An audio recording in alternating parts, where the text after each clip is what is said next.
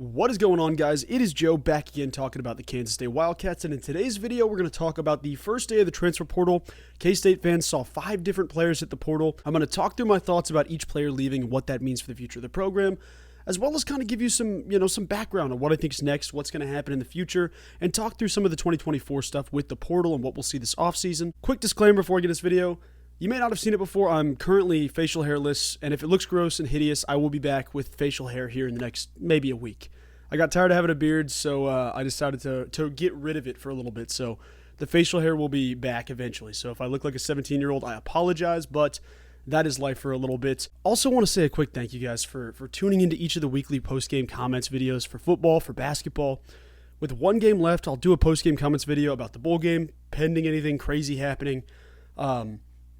I just wanted to say thank you guys because it's been really cool getting to interact with each of you throughout the season, and I'll continue it going forward into basketball. It seemed like people really enjoyed that, as well as some different storylines with the transfer portal because there's going to be a lot of movement. I mean, if today didn't teach you anything, it's that this year is going to have one of the most active transfer portal classes ever. I mean, this is legit NFL free agency level, and I know that the old coaches will say like, well, it's ruining college football. I don't know about that, guys. I just know that there's players on the move that can help our team, that can hurt our team.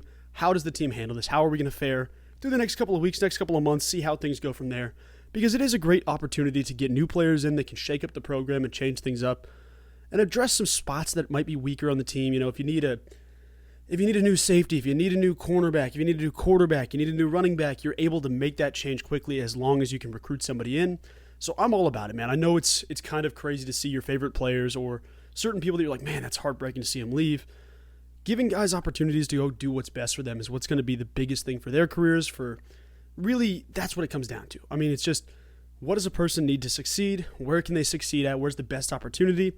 Even sometimes when it hurts that it's not our school, you get to see that opportunity elsewhere. Today we saw Treshaun Ward, senior running back, after spending some time with Florida State, coming to K-State for a season, hit the portal. He was the first, I would say, arguably the biggest name of the day. Before, obviously I'll mention this in a sec, before we saw Will Howard hit the portal, Treshaun Ward was the biggest name of the day. You saw Blake Shapen enter. I would argue that Treshaun Ward probably is a bigger name than Blake Shapen, but then again, what do I know? But then you get Will Howard, senior quarterback, finishes his career at K-State, elects to use his final year of eligibility, forego the NFL draft, head on. I guess nothing's confirmed yet, but it is. Will Howard's going to go elsewhere for his final year of college football, test the NFL draft waters in 2025. It's a much easier class to stand out in with, there's like 10 dudes right now in the 2024 class that could be in the first round conversation or first 2-round conversation. I'm not saying that Will can't stand out or he couldn't go to the NFL from Kansas State, but the reality of the situation is you weren't going to keep both Will Howard and Avery Johnson and get away with it is the best way I could say it. You're not going to be able to keep both guys on the roster and not have someone be like, okay, I got to go elsewhere. Both these guys are starting quarterbacks in college football. That's the truth. That's what you see. That's what it is. Now with that, you also saw a couple other quarterbacks hit the portal. You saw Jake Rubley go to the portal after spending some time in Manhattan. Obviously didn't ever see the field too much as a starter, really ever. I mean, he came in for a couple of minutes here and there in injury relief in different moments. You saw Adryan Lara as well hit the portal, another guy that hasn't stepped on the field for K-State, but has had some, behind-the-scenes work, has done some good things.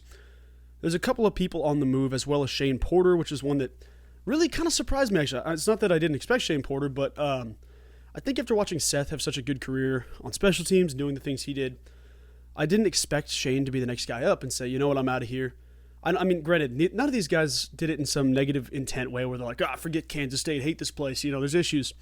It never was that. That's never the vibe that was represented from any of these guys, but Shane Porter, I think, was the most surprising of the 5 hitting the portal. But I'll say this, guys, and I don't want to...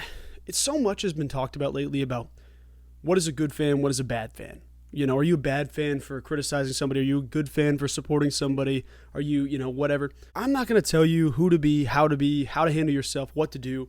If I ever do, I'm stupid for saying that. Here's the thing, guys, and this is something that I think is a good metaphor for all this. I mean, it's maybe not even a metaphor, really, but the word fan is a shortened version of fanatic. That's what it's short for. People will have different reactions, different stories, different people going places, different things happening, and there's not really, you can say there's, it's cool just to be positive, support everybody all the time. Some people aren't wired that way. Some people are more on the negative, pessimistic side. That's okay. Some people are more on the crazy optimist, crazy faith side. That's okay too. I think that so much has been made of, hey, these people are good fans, these people are bad fans. Guys, at the end of the day, I mean, what works for me is being positive, But I'm not saying that's right. And I'm not saying to force yourself into something like that. In my case, like kind of the best approach that's worked, and you've probably seen on this channel, I haven't been super negative much to the best of my ability. But like, I'm going to choose to support these 5 guys. I hope they all go and have great careers and, can mold themselves into professional athletes and continue things on. And like, I don't know if there's like really a right way to handle yourself, but with a topic like the transfer portal, I think a lot of people have this immediate, like, there's an immediate heartbreak, or there's an immediate, yeah, good, get rid of him, or there's some type of 180. You have to feel so one way or the other about something. In my case, I've always tried to be more on the positive side, and I'm not saying that's right for everybody. I'm not saying that's the best way to handle yourself. But in my case, I'm going to choose to support these guys, man. I hope they all have good careers. I hope they all become, great college football players in their own right. Will Howard, is already in that conversation. Treshaun Ward already in that conversation. Shane Porter, Jake Rubley, Adryan Lara have something to prove. They've got places to go that they can really step onto campus and get some playing time at their own position. Like Shane Porter's played a ton on special teams, wants to be more of a receiver, I assume, from the decision to move. But I'm going to choose to support these guys because that's just kind of how my MO's been, man. You want to see people that you care about succeed. I hope Will Howard goes to a place like Penn State, or I know there were some rumblings about Notre Dame and a couple of different places. I hope he gets a year to showcase the quarterback he really is, because he did have some roller coaster times at K-State, but in my mind, I'm going to choose to remember him the way that, he was a great quarterback at Kansas State. He won a Big 12 title, and that meant a lot to me. It was my final semester at K-State, at K-State, and I remember talking with Will at Big 12 Media Days, and we had this conversation kind of saying, I thanked him, and I was like, dude, thanks for just stepping on, being ready for the challenge. You really represented Kansas State when you could have entered the portal and, gone elsewhere and figured something out. And he's like, well, he used that same quote about how much he loves the university, how much he loves the people, and I don't take that for granted ever.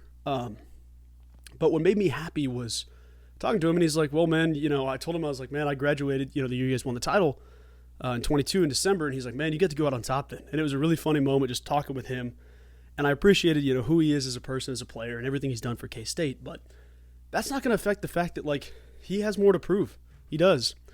Right now, I'm not saying that he's not an NFL draft quarterback or he's not a top prospect, but Will has so much more he can prove. If you go to a school like Penn State, obviously you're going to have some quarterback changes there. Drew Aller, I assume, going early in the NFL draft. I don't know what the case is. I haven't really watched Penn State a ton. I just know they're a solid team.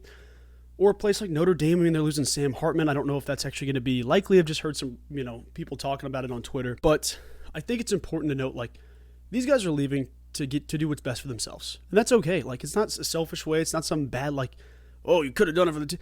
These dudes gave everything they had while they could. Even people like Adryan Lara, people like Jake Rubley, where they weren't affecting the game on a weekly basis, still showing up to practice, still going to lift, still doing everything they can. I don't know. I don't know if that's, the portal, I think, makes people feel one way or another about things.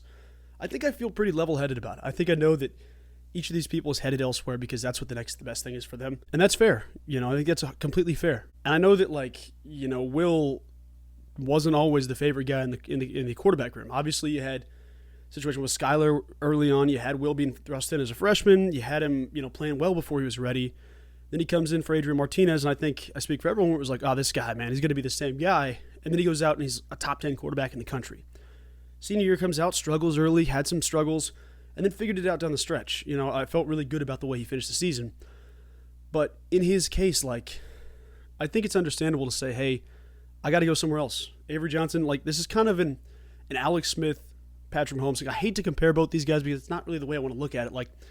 Putting the precedent out there that Avery Johnson, who hasn't started the game as a quarterback yet, putting that precedent out there that I'm comparing him to Patrick Mahomes probably isn't the best way to go yet, but I don't know, man. I think it's just important to note, both these guys need to be starters. They need to play college football. They need to be on the field.